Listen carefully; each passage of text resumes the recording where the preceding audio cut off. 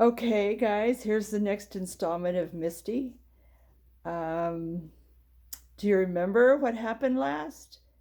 The fire chief came one evening to visit and just stayed and ate with them, sat at the extra place they always put at the table, remember?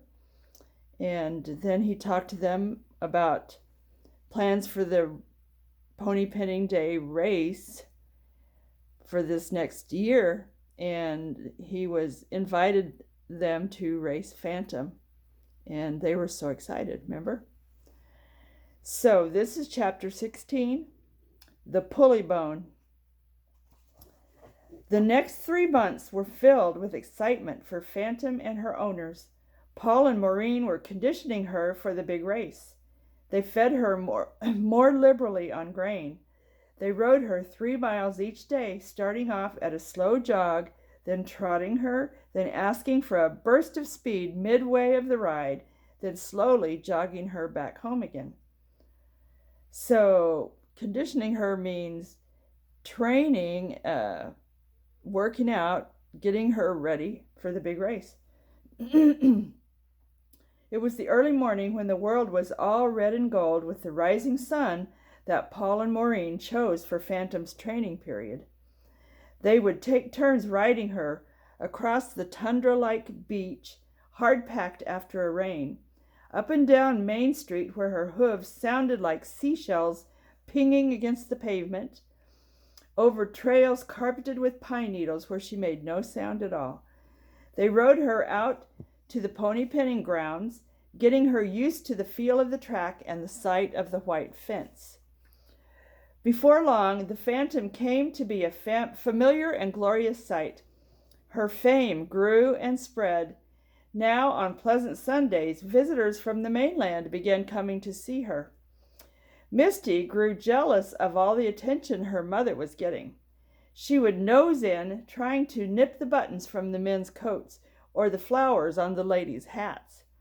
One time she lifted a hat all covered over with roses and dropped it in the water barrel. This brought Grandpa Beebe running with a handful of gunny sacks. He pretended to be angry as he rescued the dripping hat and tried to dry it off with the sacks.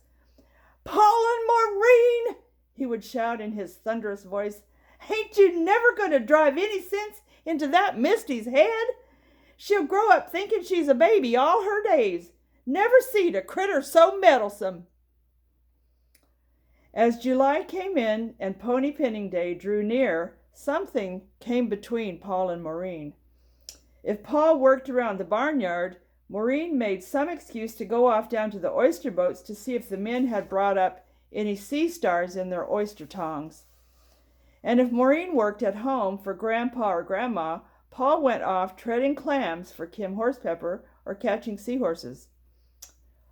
"What's the matter twixt Paul and Maureen?" Grandma asked Grandpa one night after the house was still. "I don't know for sure, mind you, but I suspicion it's about the race," Grandpa replied. "Why, I thought 'twas all settled. Hain't the Phantom going to run?" "Of course, but the catch is, who's to ride her?" "They both hankerin' to ride?" questioned Grandma. "That's my guess," Grandpa nodded. Here's a picture. You will recognize it. Misty dropping the hat into the water barrel.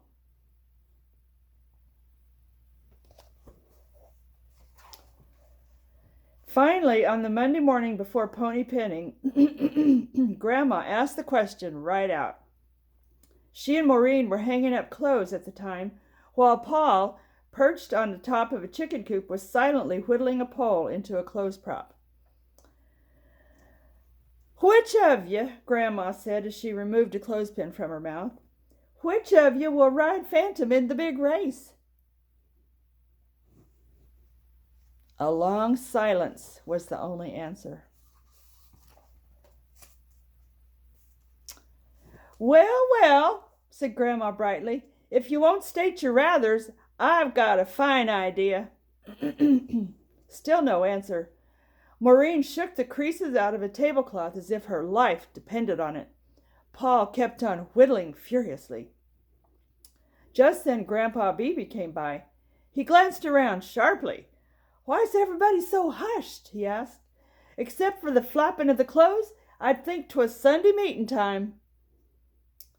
"Why, I just asked who's to ride Phantom come pony pinning day," replied Grandma, hanging her clothespin bag on the line and looking from one to the other. "Oh," and Grandpa strung the little word out until it seemed to have springs on it, like this. "Oh." He dropped the post-hole digger he was carrying and towed it with his boots. Seconds went by. "If I wasn't in my 73, he shook his finger, "if I wasn't in my 73 going on my 74, I'd settle the whole matter and ride her myself." Grandma straightened up from the clothes basket.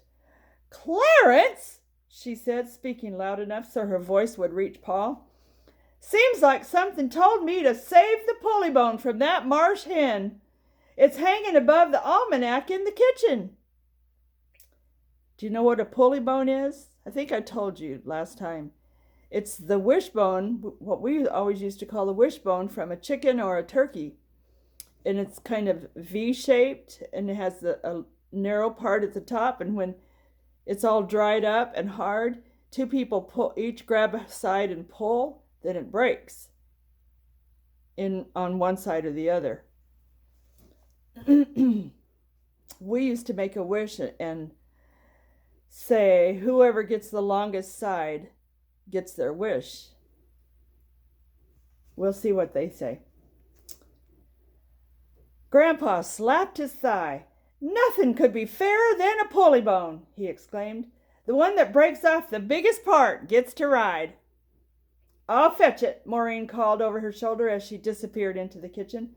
She came out holding one end of the wishbone very gingerly, carefully, as if it might break off in her hand. "Now then," Grandpa cleared his throat nervously. Grandma picked up the empty clothes basket, then set it down again in the very same spot. "Now then," Grandpa repeated, "stop that gall-darn whittling and step up, Paul." Paul's legs seemed as wobbly as a colt's. He came forward very slowly, and his hand shook as he grasped the other end of the wishbone with his thumb and forefinger. "Squint your eyes tight," Grandma directed. "Make your wish, and when I count 3, pull." Paul and Maureen each took a long, deep breath as they clutched the tiny wishbone that was to decide their fate. 1, Grandma counted slowly. 2 it is, and 3. With a slight cracking noise, the wishbone broke. The larger half was in Paul's hand. He gave a whistle of joy. Then his face sobered as he caught sight of Maureen, who was burying her half of the wishbone in the sandy soil.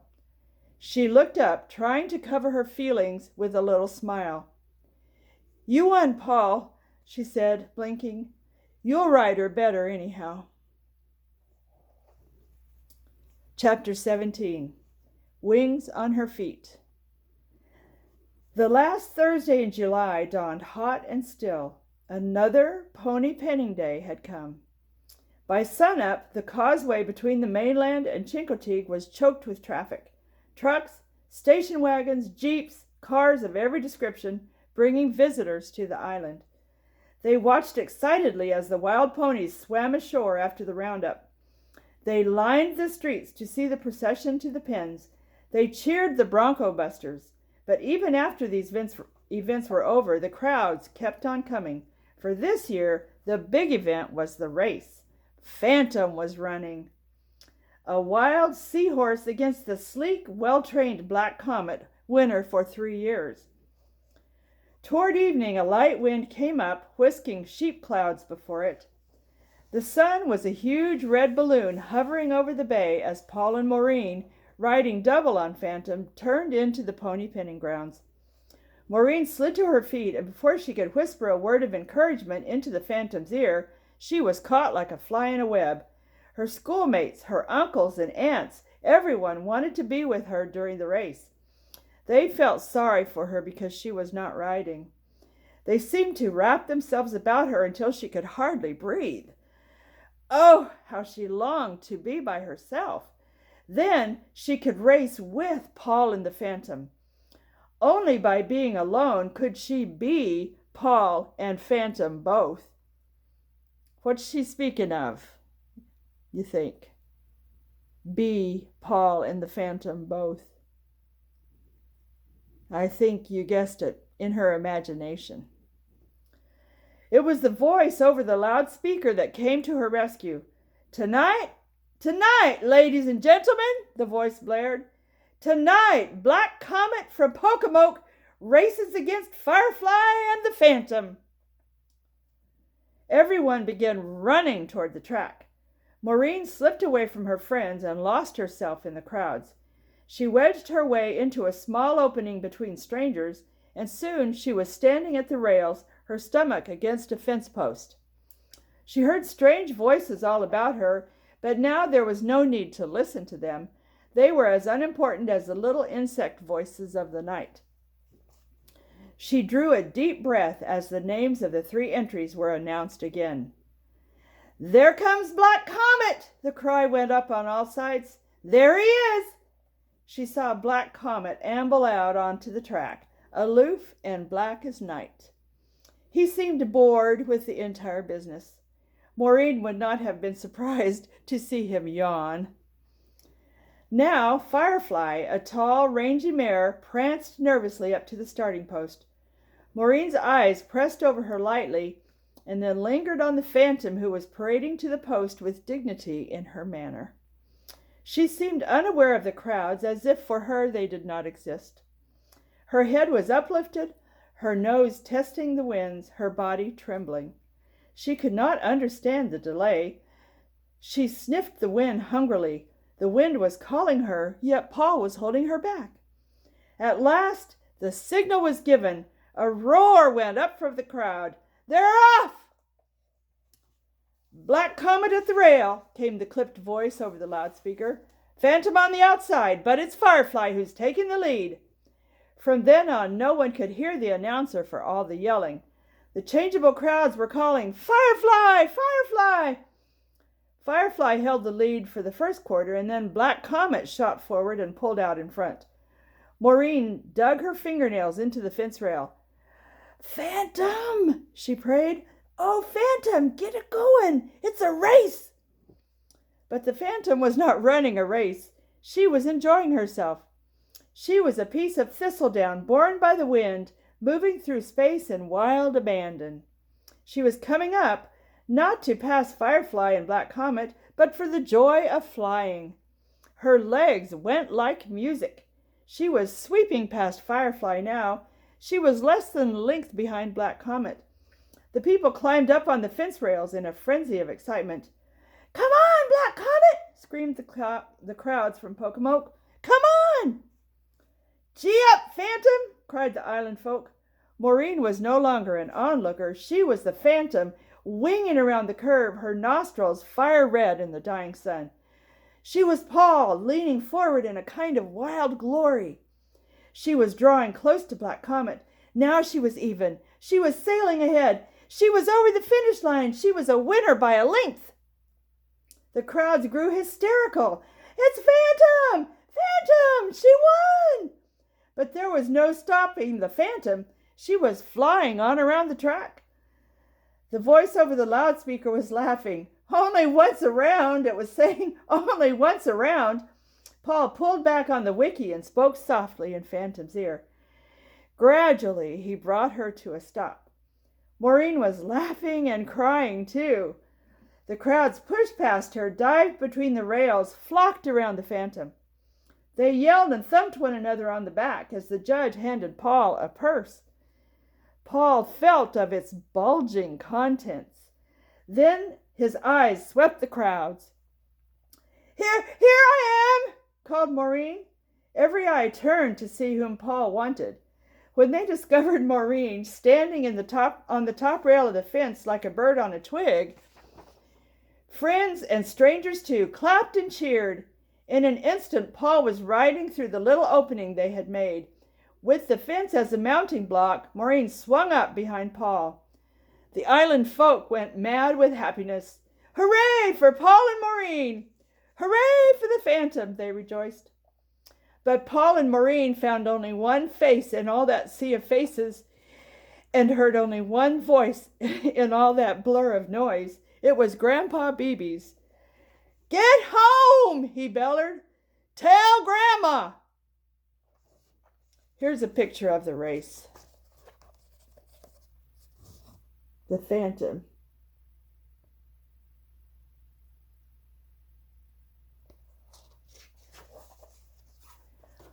All the way home, Paul talked to the Phantom. "Do you know," he murmured, "do you know you won $12 whole? And we're going to spend it all on you?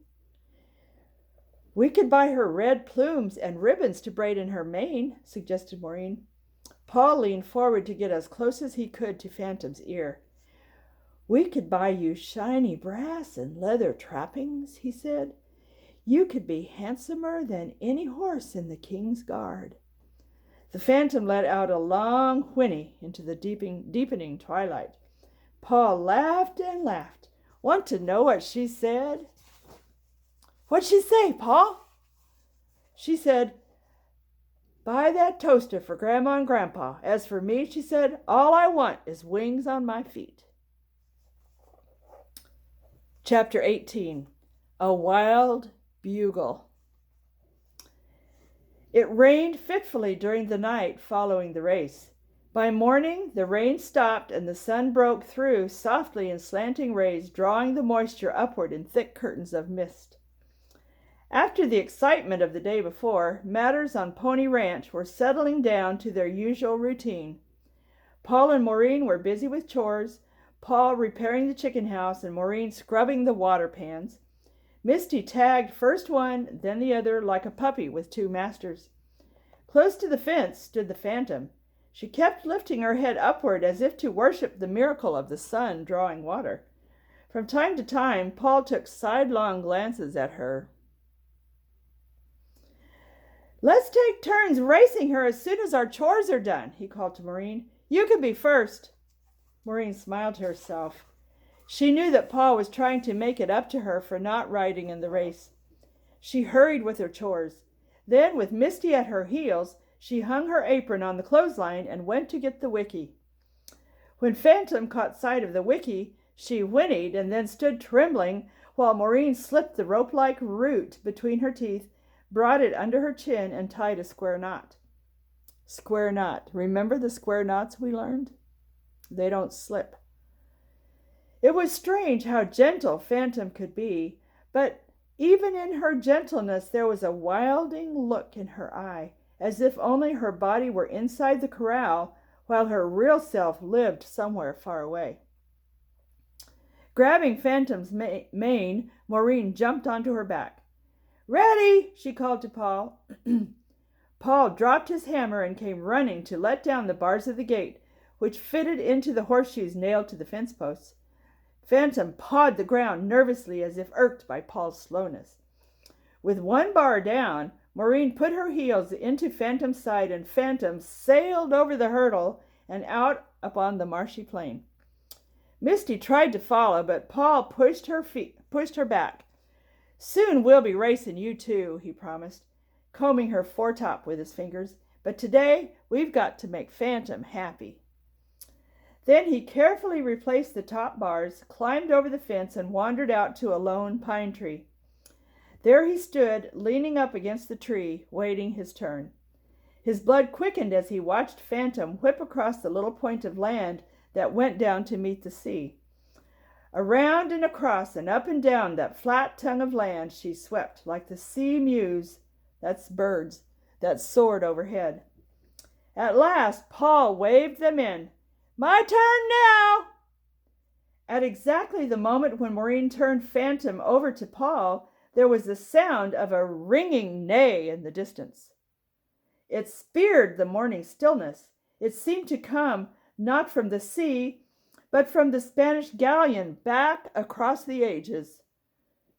Phantom's ears pricked. She jerked her head in the direction of Chincoteague Island. Tremblingly she listened.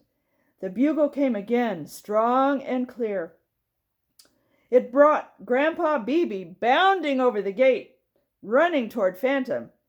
"It's the Pied Piper!" he yelled. "He's coming to get the Phantom!" Paul and Maureen strained their eyes toward the island of Chincoteague, but all they could see were the white spumes from the billows and the skeins of mist rising from the sea. Then suddenly, one of the whitecaps seemed to be flying free. It was the foaming mane of the Pied Piper racing in with the billows. "Get on Phantom's back!" Grandpa called. "Whoop her, Paul! Whoop her hard! Maureen, get that gate open!" Her heart pounding, Maureen flew to the gate. As fast as she could, she let the bars down, at the same time shoving Misty back. "Paul!" she cried. "Get a handful of her mane! Ride her toward Misty!" With a gasp of anguish, she looked back. Paul was not trying to hold Phantom. He was slipping the wickie out of her mouth. He was giving Phantom her freedom. "Oh, Paul!" screamed Maureen. "Hold her! Hold her! Don't let her go!" But her words were lost. The Phantom's whinnies were high with excitement. The Pied Piper was heading straight for her, his neck thrust forward, his head down, his eyes hidden by that long, creamy foretop. Grandpa waved his hat, trying to head him off, his arms whirling like a windmill. Can you imagine his arms going around and around and around? The Pied Piper veered around him, then he snorted and trumpeted to the heavens. "Paul!" bellowed Grandpa. "You'll be tromped down! Get out in the way!" But Paul stood there as if caught in the Pied Piper's spell. For a moment the Phantom hesitated. She looked obediently to Paul, her master. Then that wild bugle sounded again. It seemed to awaken some force within her, creating a curious urging in her mind. A shudder of excitement went through her. She twisted her body high in the air as if she were shaking herself free, free of fences that imprisoned, free of lead ropes, free of stalls that shut out the smell of pines and the sound of the sea. An impatient whinny escaped her. She whirled past Paul and then ran flying to meet the Pied Piper. The air went wild with greeting. Deep rumbling neighs, high joyous whickers. The stallion and the mare were brushing each other with their noses, talking together in soft little grunts and snorts as animals will. At last the Pied Piper nipped her thigh, urging her forward. This time the Phantom did not hesitate. She flew toward her island home. Only once she turned her head as if she were looking backward. "Take good care of my baby," she seemed to say. "She belongs to the world of men, but I belong to the Isle of the Wild Things." For long seconds, Paul and Grandpa and Maureen stood stock still. That means frozen. They watched the Pied Piper plunge into the surf until he seemed part of the flying foam. They watched the Phantom until all they could see was the white map on her withers. Then the map smalled until it too was lost among the whitecaps of the sea.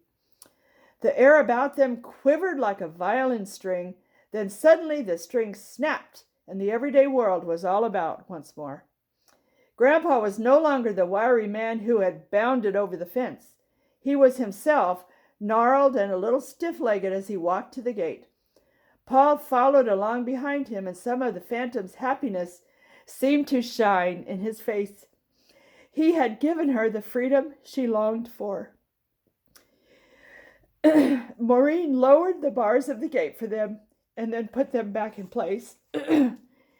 With one accord, the old man and the boy and the girl went to the Phantom's stall. It was not empty. Misty's quizzical little face with its funny blaze was peering around at them. She came trotting out of the door and gave Paul's face a great swipe with her wet tongue. It was as if she had to say, it was as if she had said, "Why is everyone so quiet? I'm here, me, Misty." She reached out for Maureen too, and as Maureen turned her cheek to be nuzzled, she noticed a few copper-colored hairs from Phantom's tail caught in the half door of the stall. Winding them into a circlet, she fastened them above the manger. "Guess she was just a phantom after all," Misty spoke quietly. "Course she was," Paul said. Grandpa began working hard at the bristles in his ears. "You done the right thing, children," he said huskily. Phantom was never what you'd call happy. She belongs to Chincoteague, but Misty belongs here. She belongs to us." At the mention of her name, Misty sidled over to Grandpa and scratched her head up and down against his broad shoulder. How good it was to be the center of attention. She went from one to the other, butting her face gently against Paul's pocket, asking for a kernel of corn, nipping the brim of Grandpa's battered old hat. "Phantom was a good mammy," Maureen said. "She stayed with her baby as long as she needed to. Colt's got to grow up sometime," she declared, her thoughts slipping back to what the fire chief had said. Misty seemed to sense the importance of this moment. She backed away from the group, her head uplifted, not towards the sea and the island of Chincoteague, but inland toward the well-pounded trails of Chincoteague. Her whole body quivered as if she saw a promise of great things to come, of races won, of foals tagging at her side. Overcome by all the excitement in store, she kicked her heels in ecstasy and let out a high, full whinny of joy. It sounded for all the world like explosive laughter. Paul gave a little gasp. "What did she say?" Maureen asked quickly. "I never!" Paul's eyes widened in disbelief. Grandpa clapped his hat far down on his head. "Land sakes, Paul, you never what?" "Reckon I never heard a pony talk so plain. Why, she just laughed deep down inside her. 'I'm Misty of Chincoteague,' she said, plainer than any words."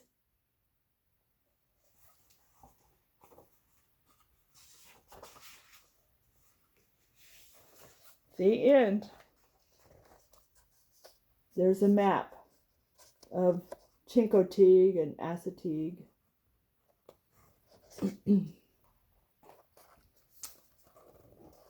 This is the ocean over here.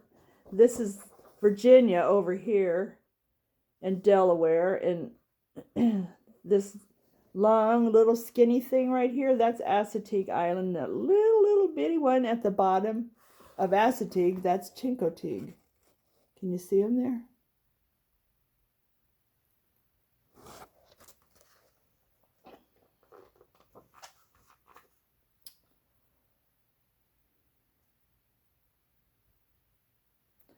And that's all.